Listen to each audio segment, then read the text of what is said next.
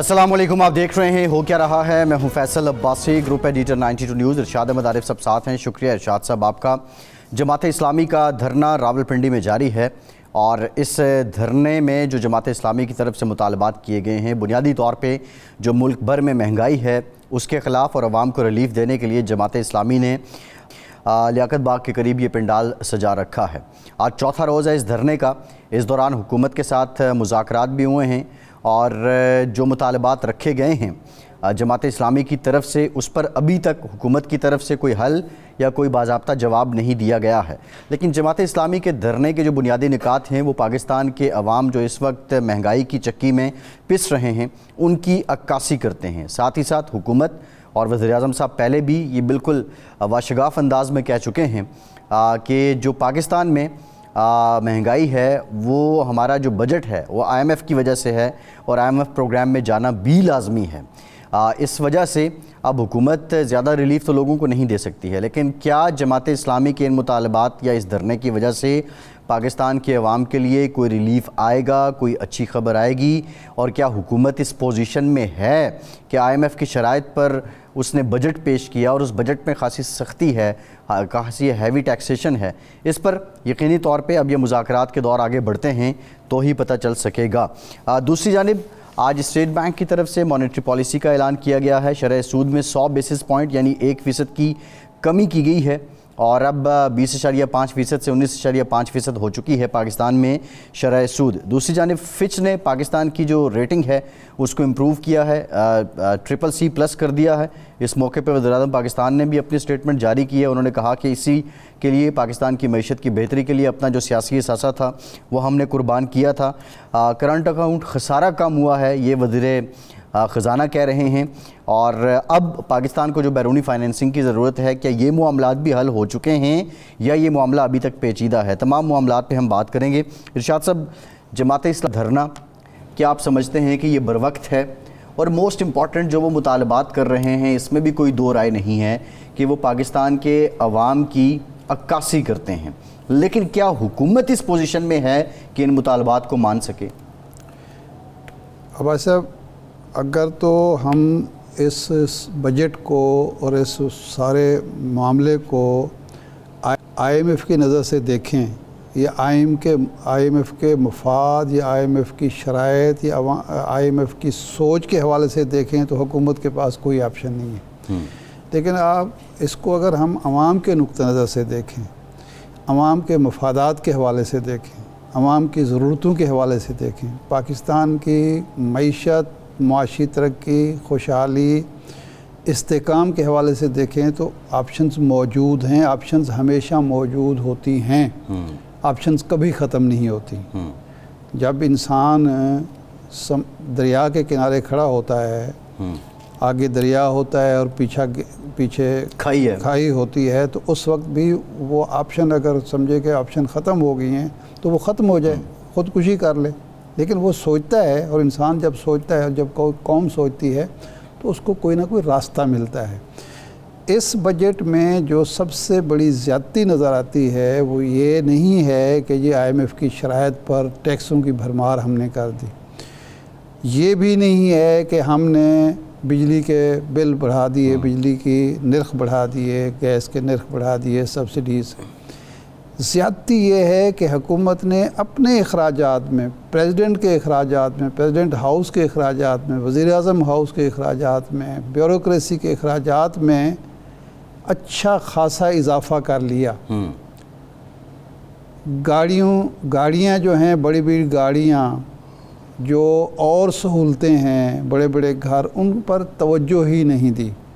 ये नहीं सोचा कि जी अगर इस वक्त कौम को हम कह रहे हैं कि वो पेट पर एक पत्थर बांधे तो हमें भी 2 पत्थर ना सी तो एक पत्थर हमें भी बांधना चाहिए। आपके तो अल्ले तल्ले ऐशो इशरत, आपकी सहूलतें, आपकी मराहत, आपके अखराजात, उसमें तो इजाफ़ा हो रहा है।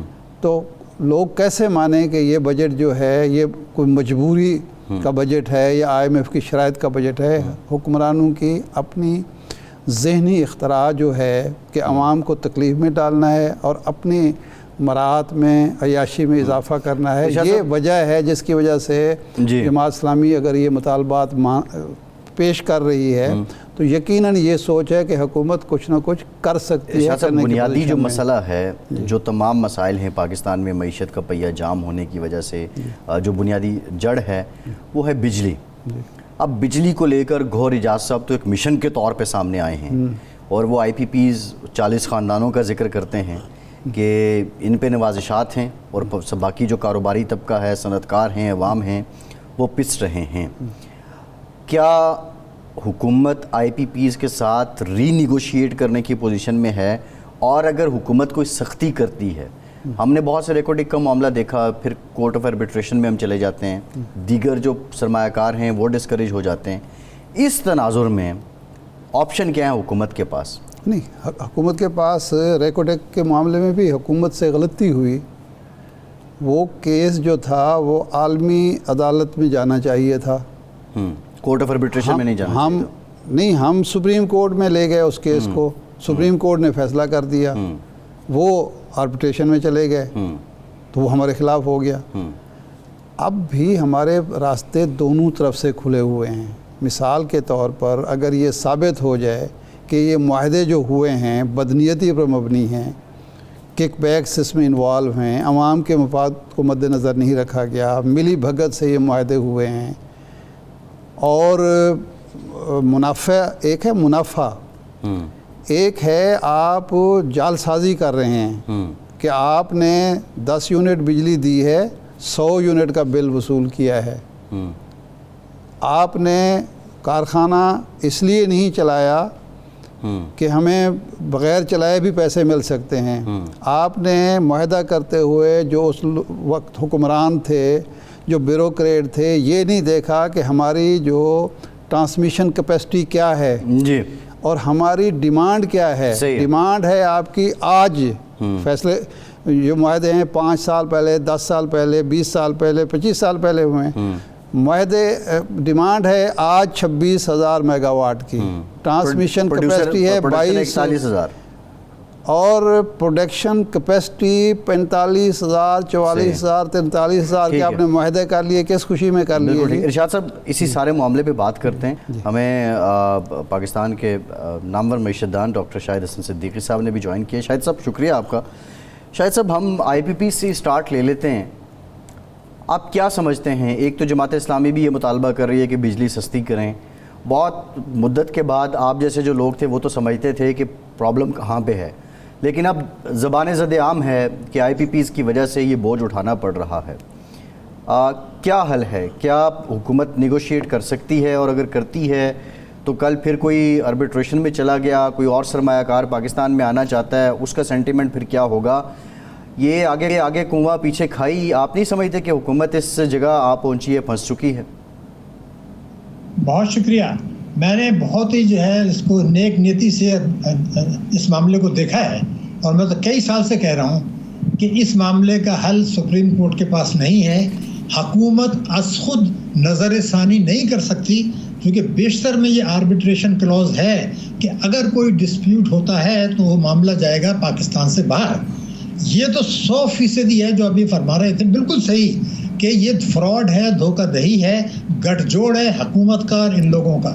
اس لیے کہ میں اگر میرے پاس ایک چھوٹا سا گوڈاؤن ہے جہاں 100 بوریاں آ سکتی ہیں، اور میں کسی سے کہوں کہ جی میں آپ سے 10,000 بوری اس گوڈاؤن میں رکھوں گا اور میں آپ کو رینٹ پے کروں گا، تو یہ تو غلط ہے.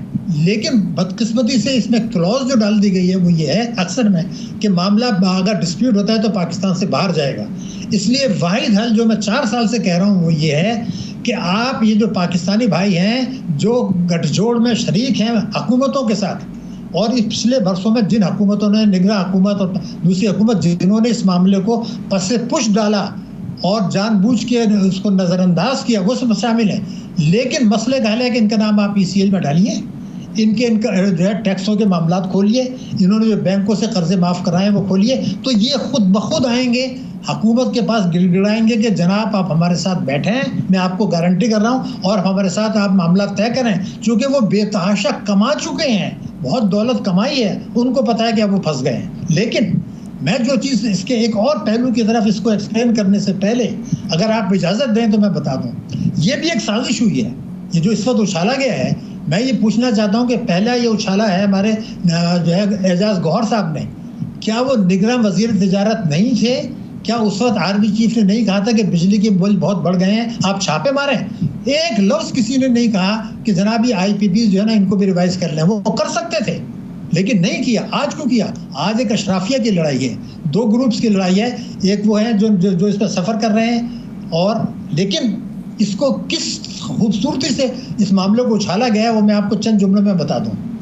اچھا ڈاکٹر صاحب، ڈاکٹر صاحب ایک سیکنڈ، ڈاکٹر صاحب قطع کریں معاف، آپ جو فرما رہے ہیں کہ ان کے کیسز کھولیں، انکم ٹیکس کے بھی دوسرے بھی جو گھپلے ہوئے ہیں وہ لائیں یہ خود بخود، یہ مجھے یاد ہے کہ سابقہ دور حکومت جو پی ٹی آئی کا دور حکومت تھا اس وقت یہ کام کیا گیا، کچھ 7 یا مجھے یاد ہے کچھ 6-7 کمپنیز تیار بھی ہو گئیں، ایک محمد علی رپورٹ آئی، لیکن نہ اس رپورٹ پر عمل ہو سکا اور نہ حکومت کچھ کر پائی۔ اس کی وجہ کیا تھی؟ اس وقت وہ حکومت کامیاب نہیں ہوئی تو اب کیسے کامیاب ہوگی؟ دوسرا جو بیرونی سرمایہ کار ہے اس کو کیا میسیج آئے گا کہ یہ سرمایہ کاری کراتے ہیں اس کے بعد کیس کھول دیتے ہیں اور ہمیں بلیک میل کرتے ہیں؟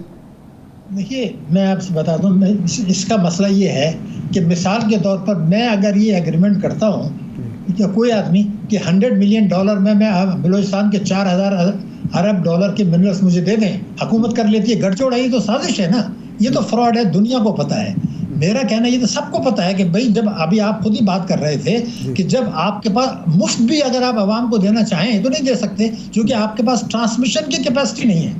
تو یہ جو ہوا تھا یہ ایگریمنٹ تو فراڈ تھا۔ میں نے جو کچھ کہا ہے، مجھے اس وقت جو آپ نے جو عمران خان کے دور کا ذکر کیا یہ ہو سکتا تھا، لیکن جو ان کے ایڈوائزرز تھے، جو ان کے وزراء تھے، انہوں نے ان کو کہا کہ خدا کے غضب سے ڈریں، یہ وہ لوگ ہیں جن کے مدد سے آپ اقتدار میں آئے ہیں، یہ وہ مدد ہیں جو لوگ آپ کو ڈونیشن دیتے ہیں، وہ خود شامل تھے اس کے اندر، ان کے ایڈوائزرز یہ وہی تھے جو سی پیک کو بھی پیچھے ڈال رہے تھے۔ میں تو یہ کہہ رہا ہوں کہ آپ ان کا نام ECL میں ڈالیں، انہوں نے قرضے معاف کرائے ہوئے ہیں غیر قانونی طریقے سے، تو وہ آپ پکڑیں، ان کو ٹیکسوں کے معاملات کھولیں۔ اس میں بیرونی سرمایہ کار تو یہ کہیں گے کہ یہ اچھا ہو رہا ہے اس لیے کہ ان کے پیسے کو تحفظ مل رہا ہے۔ آپ نے ابھی کسی بیرونی، میں یہ نہیں کہہ رہا، 45% تو حکومت کے شیئرز ہیں نا اس میں جنریشن کے، اس کو وہ اگر آپ ٹچ کریں گے تو بجٹ خسارہ بڑھ جائے گا۔ سی پیک سے آپ کر نہیں سکتے کیونکہ آپ ان سے $15 ارب کے قرضوں کی ریشیڈولنگ کی بات کر رہے ہیں، $1.8 ارب آپ نے ان کا منافع نہیں دیا ہے، تو آپ تو ان کے خوشامد کر رہے ہیں کہ IMF کہہ رہا ہے جی میں آپ کو پیسے نہیں دوں گا، پہلے یہ $15 ارب کے ریشیڈول کرا لیں۔ تو میرا کہنا ہے کہ ہم سی پیک میں بھی نہیں جاتے، 40% ان کا ہے، 45 حکومت کا ہے، یہ لے لے کے چند سو ارب کا معاملہ ہے، سے زیادہ کا نہیں ہے۔ تو لیکن میں نے تو آپ کو ECL میں کہا ہے پاکستانی شہریوں کے جو اس فراڈ میں ملوث ہیں، مگر جو میں اہم نقطہ آپ کو بتا رہا ہوں جو مسئلے کا حل ہے ECL کے علاوہ، شہباز شریف صاحب نے وزیر اعظم پاکستان یہ کہا کہ FBR اپنی کیپیسٹی سے 15,000 ارب روپیہ کم وصول کر رہا ہے، لیکن انہوں نے FBR کا کہا اگر آپ صوبے اور دوسرے ملائیں تو وہ بنتا ہے 22,000 ارب روپیہ سال کا۔ یہ تو چند سو ارب کا معاملہ ہے، میں 22,000 ارب کی بات کر رہا ہوں، 22,000 ارب کی، اور وزیر خزانہ نے یہ کہا کہ جی 6,000 ارب کی چوری ہو رہی ہے۔ تو میں کہتا ہوں آپ ان لوگوں پہ ہاتھ ڈال لیں تو بجلی کے نرخ تو ویسے ہی کم ہو جائیں گے۔ تو یہ گروپ سب سامنے آیا، آپس کی لڑائی تھی کہ یہ جو اشرافیہ کی معیشت ہے، یہ جو 22,000 ارب کا معاملہ آ رہا ہے، یہ 6,000 کی چوری ہے، یہ جو 10 کروڑ لوگ غربت کی لکیر سے نیچے ہیں، یہ جو 26 ملین بچے اسکول نہیں جا رہے ہیں، ان کا معاملہ ہے۔ یہ ایک اور آپ کو خطرناک جو سازش ہو رہی ہے وہ یہ ہے، میں آج آپ کو بتا رہا ہوں کہ یہ جو 37 مہینے کا پروگرام ہے اس میں معیشت لڑکھڑاتی رہے گی، اور لازماً ہم اس کے 37 ماہ کے بعد پھر 25ویں پروگرام میں جائیں گے جو اجتماعی خودکشی ہے۔ حالانکہ وزیر اعظم کہہ رہے ہیں کہ ہم نہیں جائیں گے، سب کو پتہ ہے کہ جائیں گے، تو یہ اس معاملوں کو سب کو پیچھے ڈال دیا۔ یہ ملک شاہد صاحب جو آپ نے وزیر اعظم صاحب کو کوٹ کیا ہے کہ 22,000 روپے کا معاملہ ہے، کیا آپ اس بات سے اتفاق کر رہے ہیں کہ واقعی کیپیسٹی کا مسئلہ ہے؟ اگر کیپیسٹی کا مسئلہ ہے تو یہ جو ٹیکسز، انڈائریکٹ ٹیکسز کی بھرمار ہے اور مہنگائی کی بنیادی وجہ ہے، تو پھر اس کا حل کیا ہے؟ کیا FBR کی کیپیسٹی انہینس کرنی پڑے گی، یا نگراں گورنمنٹ میں انہوں نے کچھ چینجز کرنا چاہیں تو وہ اس وقت FBR کے اندر سے ہی لوگ اکٹھے ہو گئے؟ FBR کو آپ سمجھتے ہیں بدلنا کوئی آسان کام ہے؟ دیکھیے میں آپ کی خدمت میں عرض کر دوں، 22,000 کی فگر تو میری ہے، وزیر اعظم صاحب نے جو الفاظ کہے پہلے میں آپ کو بتا دوں، انہوں نے یہ کہا ہے کہ FBR کے جو ٹیکسز پاکستان نے لگائے ہیں، اگر وہ کلیکٹ کیے جائیں تو 15,000 ارب روپیہ اضافی آئے گا، وہ یہ کہہ رہے ہیں. اور وزیر خزانہ یہ کہہ رہے ہیں کہ 6,000 ارب روپیہ سال ٹیکس کی چوری ہو رہی ہے. 3 سال پہلے بجٹ میں کہا تھا کہ 3,000 ارب کی ہو رہی ہے، ہم وصول کریں گے، وہ 1 روپیہ بھی وصول نہیں کیا. آج جو انہوں نے 2027 کا ایگریمنٹ کیا IMF کے ساتھ، وہ GDP کا 13% کا ہے، جبکہ ماضی میں 14.4 رہ چکا ہے 95 میں. تو 30 سال کے بعد بھی آپ نے ہدف کم رکھا ہے. یہ ہے اشرافیہ کی معیشت. جو لوگ پارلیمنٹ میں ہیں، جو تینوں پارٹیاں، چاروں پارٹیاں شامل ہیں، صوبائی حکومتیں ہیں، یہ نہیں چاہتے کہ ہر قسم کی آمدنی پہ ٹیکس لگے. یہ نہیں چاہتے کہ جو ہے معیشت دستاویزی ہو. یہ ایک سازش ہے، اشرافیہ کی معیشت ہے. کیپیسٹی کا FPR تو بیچ میں آ ہی نہیں رہا ہے. آپ تو معیشت کو ڈاکومنٹ نہیں کرنا چاہتے. شوکت عزیز نے 2001 میں کہا تھا کہ ہم معیشت کو دستاویزی بنائیں گے کمپیوٹر سے. آج آپ نے کہنا شروع کیا 2 سال سے انفارمیشن ٹیکنالوجی، اور یہ کر سکتے تھے. بہت سی معلومات ان کے پاس 45 لاکھ آدمیوں کی تھی جو کر سکتے تھے. لیکن اب FBR یہ کہہ رہا ہے کہ جناب ہم تو کر ہی نہیں سکتے، ہمارے پاس تو کیپیسٹی. یہ گٹھ جوڑ ہے. اگر کرنا چاہیں تو آپ کسی کو ٹھیکے پہ دے دیجئے، میرے خیال سے تو یہ 15,000 سے زیادہ بھی وصول ہو جائے گا. اس لیے کہ جب آپ مثال کے طور پر زرعی شعبہ ہے، وہ $2 ارب کا ٹیکس دے رہا ہے، اس کا معیشت میں سے 24% ہے، وہ نہیں دے رہے. لیکن تنخواہ دار طبقوں سے آپ 450 ارب روپیہ لے رہے ہیں، تو آپ لینا نہیں چاہتے. اشرافیہ کی معیشت ہے. وفاق اور صوبے تینوں پارٹیاں، ان میں ایک گٹھ جوڑ ہے. IMF اس گٹھ جوڑ کا حصہ ہے کہ پاکستان کو وہ چاہتے ہیں کہ 25ویں پروگرام میں جائے 2027 کے بعد، تاکہ وہ نیو گریڈ گیم آپریٹ ہو. ان تمام چیزوں کو جی صحیح ہے. اچھا شاہد صاحب یہ بتائیے گا آج کچھ فگرز آئے ہیں. شرح سود کم کی گئی ہے 1%. جو فچ ہے اس نے CCC+ کر دیا. آپ کی درجہ بندی کچھ بہتر ہوئی ہے. وزیر خزانہ کہتے ہیں کرنٹ اکاؤنٹ ڈیفیسٹ کم ہوا ہے. ان ریئل ٹائم یہ انڈیکیٹرز کیا اکنامک سٹیبلٹی کی طرف لے کے جا رہے ہیں؟ یہ اس بات کی عکاسی ہے کہ حکومت کی جو پالیسیز ہیں اور یہ جو اتنی سختی عوام جھیل رہے ہیں، اس کے ثمرات آنے ہیں؟ دیکھیے میں آپ کو ریکارڈ پہ بتا دیتا ہوں، آپ چیک کر لیجیے گا. ابھی روپے کی قدر گرنی ہے، اس مالی سال میں کوئی روک نہیں سکتا. تجارتی خسارہ بڑھنا ہے، سب کو پتہ ہے، وزیر خزانہ کو بھی پتہ ہے. آپ کا جاری حسابات کا خسارہ بڑھے گا، دنیا کی کوئی طاقت روک نہیں سکتی. آپ نے یہ کیا ہے کہ $24 ارب کی وہ آپ نے امپورٹس کم کر دی. یعنی ایک آدمی یہ فیکٹری بند کر کے یہ کہے میرا بجلی کا بل کم آ گیا. آپ نے اپنی گروتھ ریٹ کو کم کر دیا، مہنگائی بڑھا دی. یہ ایک بات. لیکن ڈسکاؤنٹ ریٹ کا مسئلہ بڑا سنگین ہے. میں آپ کو بتا دوں، میری ذمہ داری کریکٹنس کی. مئی 2022 شہباز شریف صاحب وزیر اعظم، افراط زر 13.8 اور مانیٹری پالیسی کا ریٹ تھا بیسک 12.5. اب میں یہ پوچھنا چاہتا ہوں کہ جب یہ 13.8 سے آج یہ آپ کا جو ہے وہ 12% کے قریب ہے آپ کی مہنگائی، تو آپ کا ڈسکاؤنٹ ریٹ جو 12.5 تھا وہ یہ 19.5 کیوں ہے؟ یہ ایک گٹھ جوڑ ہے. میں آپ کو بتا رہا ہوں کھیل کیا ہے. میں ایک فگر اور دے دوں تو آپ کو پتہ چل جائے گا. یہ میں نے تو ابھی آپ کو 15,000 یا 22,000 ٹیکسوں کا بتایا. جو ملکی بچتیں پاکستان ماضی میں کرتا رہا ہے اس کے حساب سے آج 12,000 ارب روپیہ اس سال کم ملکی بچتیں ہوئی ہیں، اور 10,000 ارب روپیہ جو ہے وہ ملکی سرمایہ کاری کم ہوئی ہے. آپ مجھے بتائیے کہ 10,000 ارب روپے ایک سال میں ملکی سرمایہ کاری کم ہوئی، 12,000 ارب روپے جو ہے وہ آپ کی ملکی بچتیں کم ہوئی، 15,000 ارب روپے آپ کی ٹیکسوں کی وصولی استعداد سے کم ہے، اور 19,000 ارب کا بجٹ ہے. یہ کیا یہ اندھے کو نظر نہیں آ رہا؟ کیا آپ کے امپورٹس جو ہیں وہ ایکسپورٹ سے دگنی نہیں، 1.5 گنا نہیں ہے؟ میں آپ کو خدمت میں یہ بتا دوں کہ میں ابھی بھارت کا دیکھ رہا تھا، ان کا $777 ارب کا ایکسپورٹ ہے اور $124 ارب کا ریمیٹنسز ہے. یعنی برآمدات 6 گنا زیادہ. ہم نے کیا کیا کہ برآمدات گرا کے 111.4 کے تحت ریمیٹنس بڑھا رہے ہیں. واحد ملک ہے جس کی برآمدات اور ریمیٹنسز برابر ہیں اس سال. اگر بھارت کا 6 گنا ہے، ہمارا 3 گنا بھی ہوتا 6 کے بجائے، تو ہم IMF کے پاس نہیں جاتے. لیکن ہم نے 2011 سے 24 تک ہماری برآمدات میں اضافہ ہوا $6 ارب اور کئی ہزار ارب روپے کا آپ نے جو ہے کنسیشن دیے، اور بنگلہ دیش کی برآمدات میں اضافہ ہوا $30 ارب. یہ اعداد و شمار بتا رہے ہیں کہ گٹھ جوڑ کے تحت برآمدات نہیں بڑھائی جا رہی، اور ریمیٹنسز بڑھا کے وہ اس کو کرنٹ اکاؤنٹ ڈاکٹر صاحب قطع کلام معافی، یہ وزیر خزانہ صاحب بھی کہہ رہے ہیں، وزیر اعظم بھی فرما رہے ہیں کہ اس وقت جو ہمارا معیشت جو ہم نے اقدامات کیے ہیں بجٹ میں اور جو ٹیکسز لگائے ہیں، اس کے نتیجے میں ہم ایک تو آئی ٹی کے شعبے کو میں برآمدات بڑھائیں گے، ایکسپورٹ بڑھائیں گے، اور اوورآل انہوں نے $60 ارب کا ہدف مقرر کیا ہے، ٹارگیٹ ہے ایکسپورٹ کا۔ کیا موجودہ حالات میں جو معاشی حالات ہیں، سیاست میں استحکام ہے، کیا ہم $60 ارب کا جو ہدف ہے وہ حاصل کر سکتے ہیں ایکسپورٹ کا، اور آئی ٹی میں $10 ارب تک ہم جا سکتے ہیں؟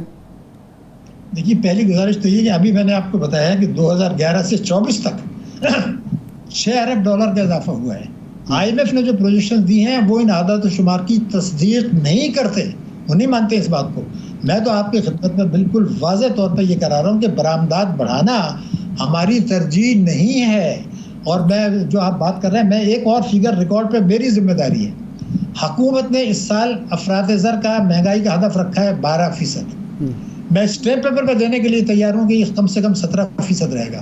اب جب 17% آپ کا یہ ہے، 10.10 کروڑ سے زیادہ غربت کی لکیر سے نیچے ہیں، 26 ملین بچے اسکول نہیں جا رہے، جو کمٹمنٹ تحریک انصاف نے، پیپلز پارٹی نے اور پی ایم ایل این نے کیا تھا، اس سے تعلیم اور صحت میں ایک سال میں 6,000 ارب روپیہ آپ نے کم مختص کیے ہیں۔ یہ تو 2080 تک پہ بھی آپ کے بچے اسکول نہیں جائیں گے۔ تو کیا معیشت صرف برآمدات کا نام ہے، یا تعلیم، صحت، عوام کی فلاح و بہبود، مہنگائی، اس کا بھی کوئی تعلق ہے؟ یہ 2080 تک آپ کا ہر بچہ اسکول نہیں جائے گا۔ آرٹیکل 25A یہ کہتا ہے ریاست کی ذمہ داری ہے کہ ہر بچے کو لازمی اور مفت تعلیم دیں۔ میں تو بالکل واضح کہتا ہوں کہ اگر سپریم کورٹ نے الیکشن کے معاملے میں مداخلت کی تھی، اچھا کیا۔ ساتھ میں یہ بھی کہہ دیتے کہ یہ 25A بھی ہے کہ بھئی یہ ہر بچے کو اسکول جانا ہے۔ 26 ملین بچے، دنیا کی سب سے بڑی تعداد اسکول نہ جانے والوں کی، اور ہم اپنا جو انہوں نے اہداف مقرر کیے تھے تینوں پارٹیوں کا میں کہہ رہا ہوں، اس سے 6,000 ارب روپیہ سال کم۔ تو یہ جو 13% کا آپ نے ٹارگیٹ رکھا ہے 3 سال کے بعد کا، تو میں تو آج بتا رہا ہوں کہ 2080 تک اسکول نہیں جائیں گے۔ تو یہ کیا برآمدات کو اوپر نیچے کرنا، یہ تو بار بار، یہ کسی زمانے میں انہوں نے 150 ارب کا ٹارگیٹ رکھا تھا، اگر 2030 کا آپ کو یاد ہو، اب یہ 60 پر آ گئے ہیں۔ یہ تو چل سکتی، ان باتوں کو چھوڑیں، یہ سیاسی باتیں ہیں۔ مجھے تو جو خوف ہے کہ ہم لازماً اگلے پروگرام میں جائیں گے 25ویں، جو کہ نیو گریڈ گیم کے تحت پاکستان۔ شاہد صاحب اب سوال یہ ہے کہ 25 میں، یہ تو 27 تک کا تو ہم پروگرام لے رہے ہیں نا، 27 کے بعد ہی اگلے پروگرام کی بات ہوگی نا جی۔ یہ جو موجودہ پروگرام ہے وہ 3 سال کا ہے۔ میں معافی چاہوں گا آپ سے، میں آپ کی خدمت میں یہ عرض کر رہا ہوں کہ انہوں نے 13% کا ہدف رکھا ہے ٹیکس جی ڈی پی کا۔ ماضی میں جب 14.4 تھا، اس وقت بھی آپ مشکلات کا شکار تھے۔ جب آپ 13.3% کا ہدف رکھ رہے ہیں، $15 ارب آپ کو چائنا سے ریشیڈول کرانے پڑ رہے ہیں، $12 ارب دوستوں سے آپ رول اوور کرا رہے ہیں، یہ کب تک چلے گا؟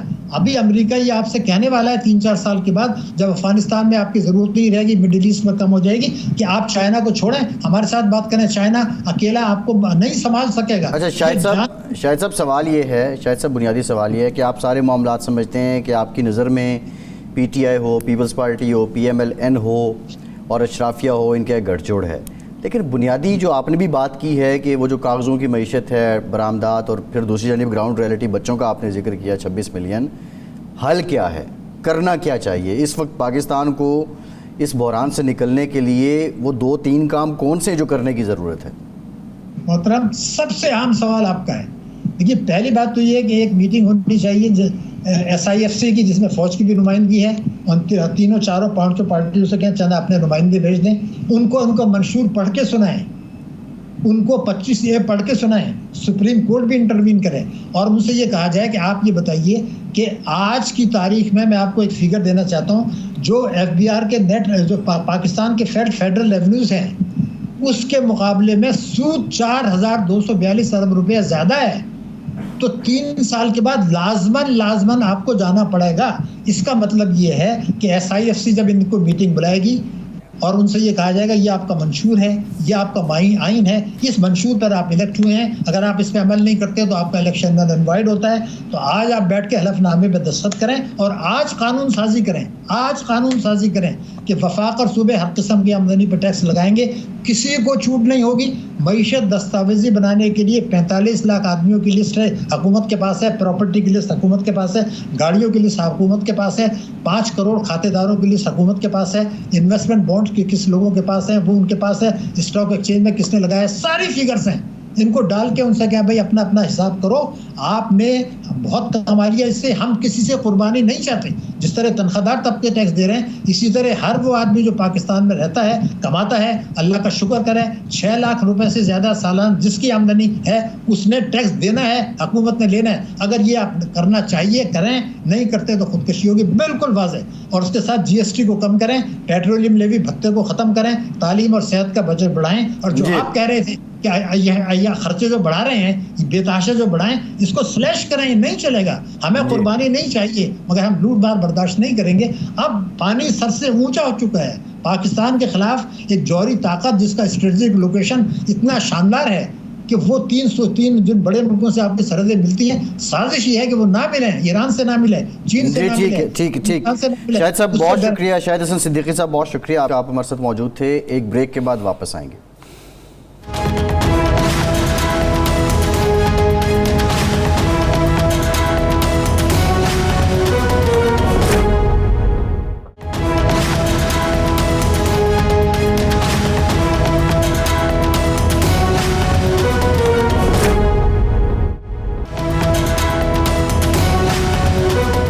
بریک کے بعد ایک بار پھر سے آپ کو خوش آمدید کہیں گے. بریک سے پہلے بھی ہم ذکر کر رہے تھے پاکستان کی معیشت کا, اور پاکستان کی معیشت جو سب سے بڑا مسئلہ ہے پاکستان کے لوگوں کا, اس کے کچھ حل کی بھی ہم نے بات کی تھی. ایک حل جو ہے وہ ارشاد صاحب جماعت اسلامی, جیسے پروگرام کے آغاز میں ہم نے کہا کہ وہ سمجھتے ہیں کہ دھرنا دیں گے تو حکومت ہماری بات سنے گی. بہرحال اب دیکھتے ہیں کہ یہ انفولڈ کیسے ہوتا ہے.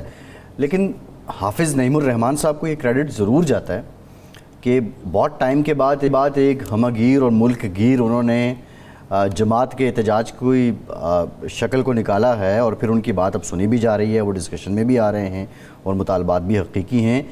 یہ کام ارشاد صاحب آپ کیا سمجھتے ہیں کہ کیونکہ معاشی بحران تو پچھلے کئی سالوں سے ہے, اس سے پہلے والی جماعت اسلامی کی قیادت کیوں نہ کر سکی؟ نہیں, جماعت اسلامی خیر یہ کام تو پہلے بھی کرتی رہی ہے. یہ تو ہم نہیں کہہ سکتے کہ حافظ صاحب پہلی بار کر رہے ہیں, اور ایشوز اٹھاتی رہی ہے. سراج الحق صاحب کے دور میں بھی, منور حسن صاحب کے دور میں بھی, جماعت اسلامی کے دور میں بھی. آج اس لیے یہ ہمیں بات دل کو لگ رہی ہے کہ اس وقت جو بحران پچھلے 2 سال میں جس بحران کا ہم شکار ہوئے, اور جو میں تو سمجھتا ہوں کہ نحوست پاکستان پر ایک ہے, لگتا ہے کہ کوئی اس کام سیدھا ہمارا ہو ہی نہیں پا رہا. توقع تو یہ تھی کہ پچھلے سال جب IMF کے ساتھ ہمارے معاملات طے پا گئے تو معیشت سدھرے گی, لیکن اس کے باوجود اس کا بھی کوئی فائدہ نہیں ہوا. اب صرف قرضہ اتارنے کے لیے قرضہ لے لینا تو کوئی کمال کی بات نہیں ہے نا. قرضے ہمیشہ IMF سے دنیا بھر کے ممالک ریاستیں لیتی ہیں معیشت کو مستحکم کرنے کے لیے, مضبوط. چین نے 1981 میں IMF سے قرضہ لیا تھا, اس کے بعد قرضہ نہیں لیا. پھر پیچھے دیکھا بھی تو مڑ کے نہیں, پیچھے نہیں تو ہمیں کس نے روکا ہے؟ ہم 23واں پروگرام ہے میرے خیال, 22واں یا 23واں پروگرام ہے.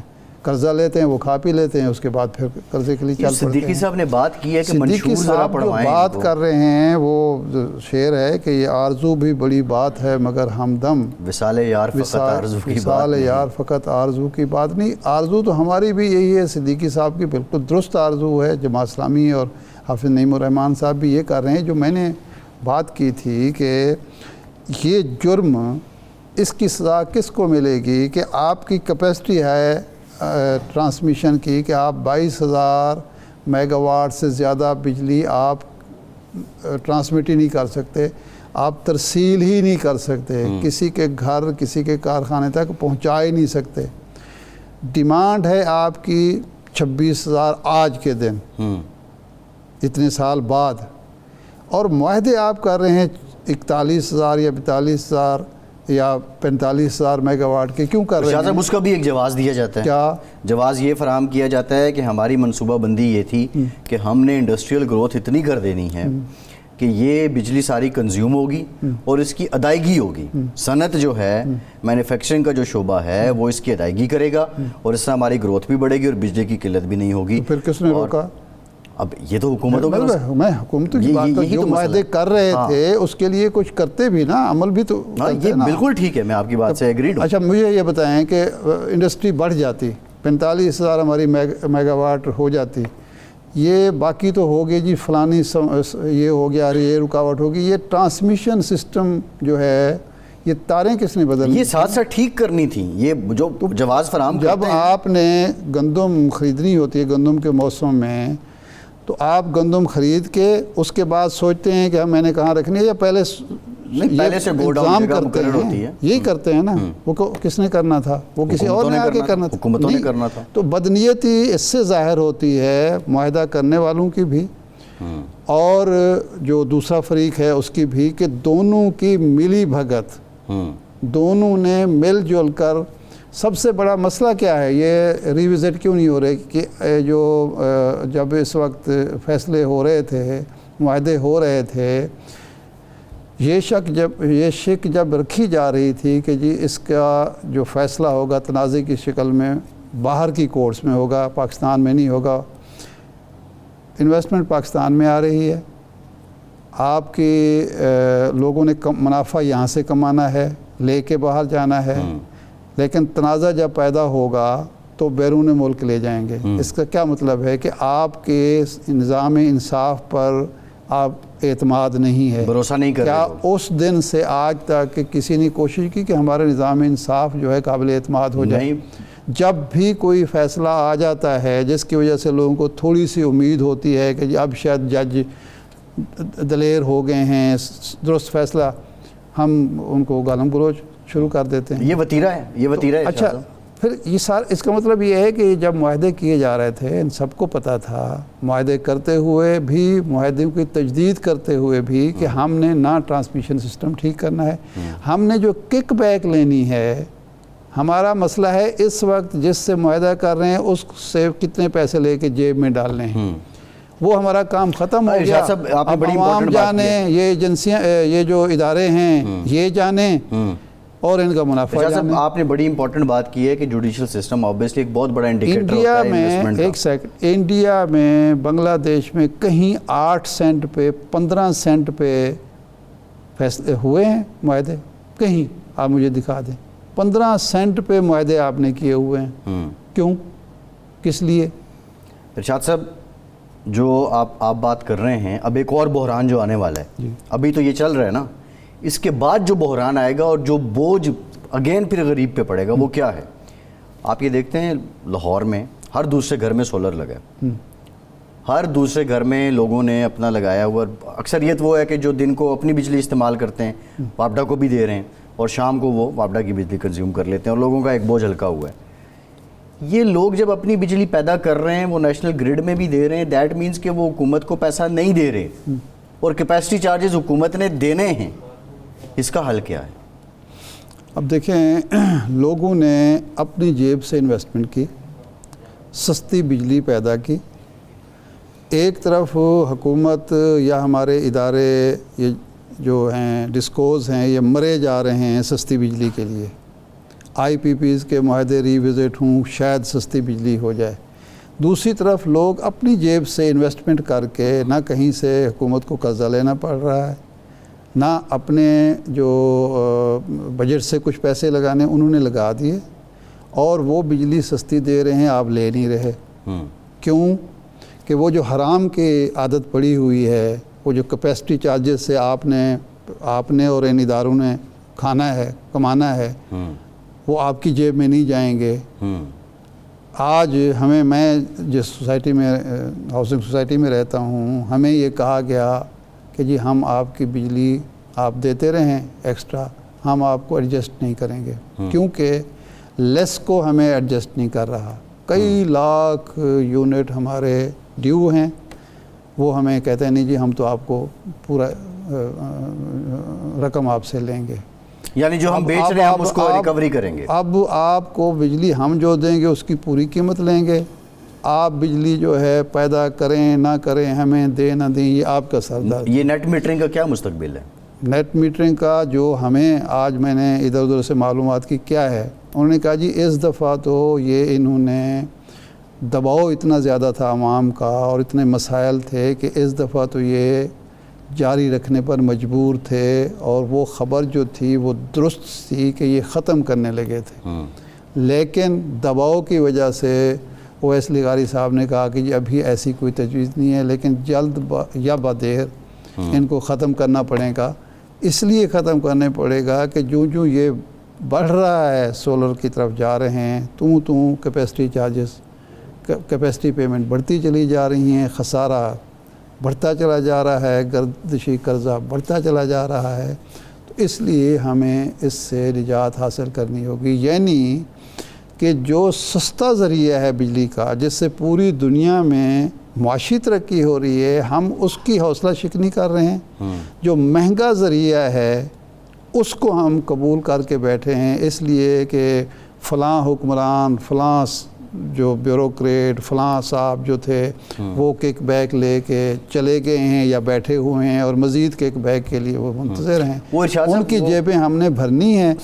اگر آپ 94 میں میرے خیال یہ معاہدے شروع ہوئے ہیں، 94 سے 2022 تک جن لوگوں نے معاہدے کیے، خواہ وہ پولیٹیشین تھے یا بیوروکریٹ تھے، جنہوں نے ان معاہدوں کی تجدید کی، ان کی جائیدادوں کا جائزہ لے لیں اور ان کو پکڑ لیں تو آپ کو اربوں ڈالر وصول ہو جائیں گے۔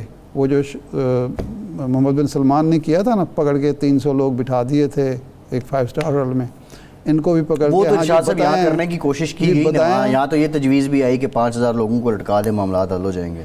نہیں، نہ لٹکائیں، یہ تو ڈاکو دیکھیں، ایک چیز تحریری طور پر، دستاویزی طور پر آپ کے پاس موجود ہے، وہ تو یہ کچھ اس کے لیے آپ کو بہت زیادہ تحقیقات کی ضرورت نہیں ہے نا، ان کو پکڑ لیں، انہیں کہے جی جسٹیفائی کر کے دے دیں۔ صحیح ہے، ٹھیک ہے۔ ارشاد صاحب ایک بریک لیتے ہیں، بریک پس آئیں گے، مزید بات کریں گے، ہمارے ساتھ رہیے۔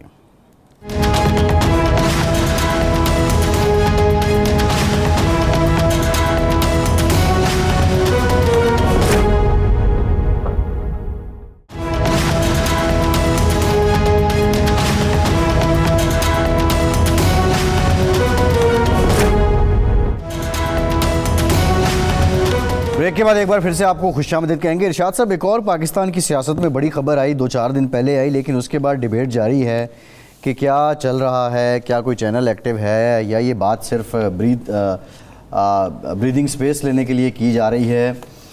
عمر ایوب صاحب اور پھر علیمہ خان صاحبہ، انہوں نے کہا جی پیپلز پارٹی اور نون لیگ یہ ہمیں لڑوانا چاہتے ہیں فوج کے ساتھ، اور ہم army chief general Asim Munir صاحب سے یہ گزارش کرتے ہیں کہ وہ ایسا نہ ہونے دیں۔ اب بظاہر میری نظر میں تو یہ بڑا بھونڈا جواز ہے کہ پیپلز پارٹی اور نون لیگ لڑوانا چاہ رہے ہیں۔ آپ نے بھی جو ایک کورام مچا رکھا ہے اس کو دیکھا جائے تو خیر آپ نہیں کہہ سکتے کہ آپ لڑنا نہیں چاہ رہے، اس پہ صاحب بات کرتے ہیں۔ لیکن لیاقت بلوچ صاحب نے ہمیں جوائن کر لیا ہے، نائب امیر ہیں جماعت اسلامی کے۔ لیاقت صاحب بہت شکریہ آپ کے وقت کا۔ سب سے پہلے تو یہ بتائیے کہ جو مذاکرات کا دور ہوا ہے لیاقت صاحب، اس سے آپ نے کیا اخذ کیا کہ حکومت واقعتاً سنجیدہ مذاکرات کر رہی ہے، اور آپ کے جو مطالبات ہیں اس کی روشنی میں یہ کمیٹی وزیراعظم کو قائل کرنے کی صلاحیت رکھتی ہے؟ جی بسم اللہ الرحمن الرحیم۔ دیکھیں، اللہ کرے کہ پاکستان میں ایسی حکومتیں آ جائیں جو سنجیدہ ہوں، جو مسائل کی حقیقت کو جانتی ہوں اور پوری سنجیدگی سے اس کے حل کے لیے کوئی نہ کوئی راستہ تلاش کریں۔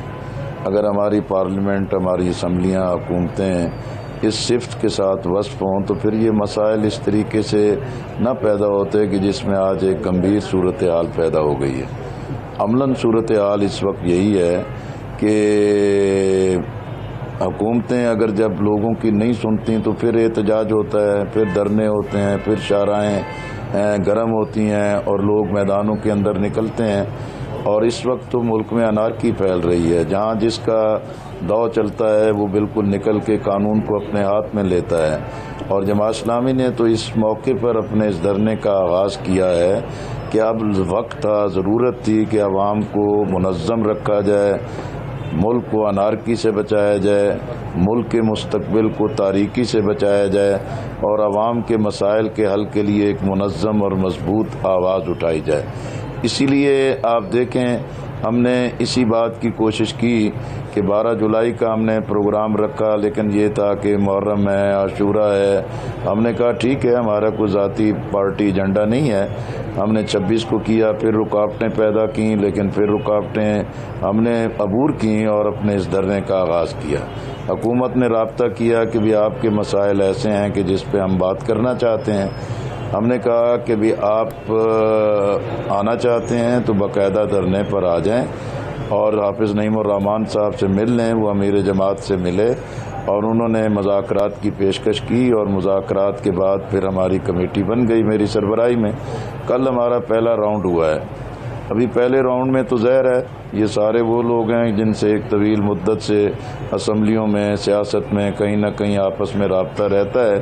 ماحول بھی خوشگوار ہوتا ہے، بات چیت بھی اچھی ہوتی ہے، لیکن اصل مقصد تو یہی ہوتا ہے کہ ہم نے جو ایشوز ایجنڈے کی صورت میں ان کے سامنے رکھے کہ بجلی کی بحران اور بلوں کا مسئلہ ہے، پیٹرول کی قیمتوں کا مسئلہ ہے، آئی پی پیز کے معاہدے جو اس وقت ملک کے لیے زہر قاتل بن رہے ہیں ان کو ریوزٹ کرنا ہے، سرکاری اور نجی جو ملازمین ہیں ان کی تنخواہوں پر جو ٹیکسوں کا بوجھ ہے اس کو ہٹانے کے لیے، اس کو کم کرنے کے لیے، اور اسی طریقے سے یہ جو عوام مر رہے ہیں، زندہ درگور ہیں، غریب پس گیا ہے، سفید پوش طبقہ جس کے لیے زندگی گزارنا ناممکن ہو گیا ہے، اور جو مٹھی بھر ایک اشرافیہ ہے، اور جو یہ سارے بااختیار طبقات ہیں وہ مکمل طور پر ایک عیاشی اور مراد کے اندر لگے ہوئے ہیں. تو لوگوں کے غصے کو سمجھیں، اور یہی بات ہم نے ان کو کی ہے. اور انہوں نے کہا کہ بھی ٹھیک ہے، یہ انہوں نے بہت ساری فسکل مسائل پیش کیے. جی جناب. لیاقت صاحب قطع کلام معاف، یہ فرمائیں کہ جب بجٹ پیش ہوا تو یہ ساری چیزیں سامنے آ گئی تھیں، ٹیکسوں کا بوجھ بھی نظر آ رہا تھا، بجلی کے حوالے سے بھی IMF کی جو شرائط ہیں وہ پوری کی جا رہی تھیں، پیٹرول پر جو لیوی لگنی تھی وہ بھی لگ چکی تھی. آپ نے پہلے یہ اگر ایک قدم اٹھایا ہوتا تو بجٹ کو روکا جا سکتا. اب جب کہ بجٹ پاس ہو چکا ہے اور ہم نے سٹاف لیول معاہدے کے بعد قسط لینی ہے، کیا حکومت کے لیے ممکن ہے کہ وہ بجٹ کو ریوائز کرے اور IMF کی شرائط کو پس پوش ڈال کر آپ کے مطالبات مانے؟ یہ مزید مشکل نہیں آپ نے اپنے لیے اور حکومت کے لیے کھڑی کر دی؟ شاہ صاحب نہیں، میرا خیال ہے کہ بھی بجٹ کے موقع پر بھی ہم نے بڑی کانفرنسیں بھی منعقد کیں، ماہرین کو بھی اکٹھا کیا، اور اپنی تحریری طور پر بھی یادداشتیں اور اپنے سارے جو موقف تھا وہ حکومت کو بھیجے اور ان تک پہنچائے. لیکن آپ دیکھیں کہ بجٹ کی تو کیفیت یہ بن گئی ہے کہ یہ اعداد و شمار کا ایک جھوٹ ہے اور گورکھ دھندا ہے، اور بجٹ جو ہے کہ قوم پر مسلط کر دیا جاتا ہے، اور بجٹ کی منظوری کے لیے اس کو بلڈوز کیا جاتا ہے. اپوزیشن جو ہے کہ وہ اپنے ایک احتجاج کے اندر موجود ہے. بجٹ کی تو عملاً کوئی تقدس باقی نہیں رہا. لیکن جو ایشوز ہم پیش کر رہے ہیں ان کا بجٹ راستے کی کوئی رکاوٹ نہیں ہے. آپ بجلی کے بل ضرور وصول کریں، آپ بجلی کے اپنے اہداف کو پورا کریں، لیکن وہی قیمت لگائیں کہ جو اس کی حقیقی پیداواری لاگت ہے. اسی طریقے سے پیٹرول کی ہے. اب انہوں نے کہا کہ ٹھیک ہے، یہ بات آپ کی درست ہے کہ پیٹرول کو سستا ہونا چاہیے، ہم اس کے لیے کام کر رہے ہیں. اگر اس میں بجٹ رکاوٹ نہیں ہے تو پھر باقی چیزوں میں بھی رکاوٹ نہیں ہے. IPPs کا بجٹ کے ساتھ کیا تعلق ہے؟ آپ دیکھیں 52% تو گورنمنٹ آف پاکستان اس کی شیئر ہولڈر ہے، 23% جو ہے کہ بھی چائنا سی پیک کے تحت وہ جو توانائی کے پروجیکٹس ہیں وہ ہمارا حصہ ہیں. چائنا سے بات ہو سکتی ہے.